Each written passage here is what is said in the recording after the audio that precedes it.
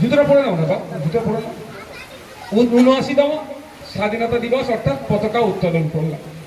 একটা জিনিস আমাদের কনফিউজ হয়ে যায়, আমার মধ্যে যদি কিছু ভুল থাকে সেটা শুধরে দেবেন। আমি যতটুকু জানি বলছি আপনাদের।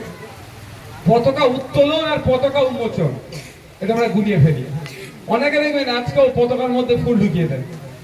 এটা সম্ভবত উন্মোচনের জন্য হয়, যেটা ২৬শে জানুয়ারি। আর ১৫ই আগস্ট হচ্ছে কি পতাকা উত্তোলন, এখানে ফুল দেওয়া যায় না। এটা যেন মনে থাকে, যদি আমাদের সত্যি ঠিকঠাক হয়েছে।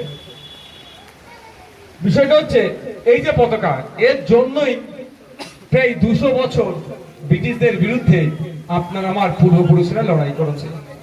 একদিকে বিনয় বাদল দীনেশ, একদিকে আশফাকুল্লাহ, একদিকে প্রীতিলতা, একদিকে মাতঙ্গিনী হাজরা, একদিকে বিরসা মুন্ডা, একদিকে ক্ষুদিরাম, একদিকে ভগৎ সিং।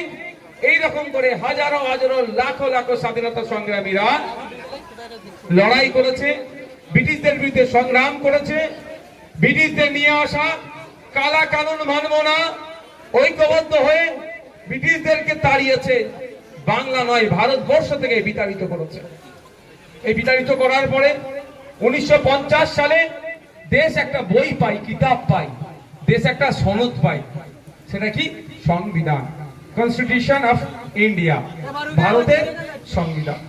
ওই সংবিধানের মধ্যে আপনি দলিত, আপনি আদিবাসী, আপনি মুসলমান, আপনি সংখ্যাগুরু, আপনি সংখ্যালঘু, আপনি কৃষক, আপনি শ্রমিক, আপনি সর্বোপরি একজন ভারতীয় নাগরিক, আপনার কি অধিকার, আপনি কি কি পাবেন, সরকারের দায়িত্ব কি, আপনাকে কি কি দেওয়া, সেইগুলো লিপিবদ্ধ আছে।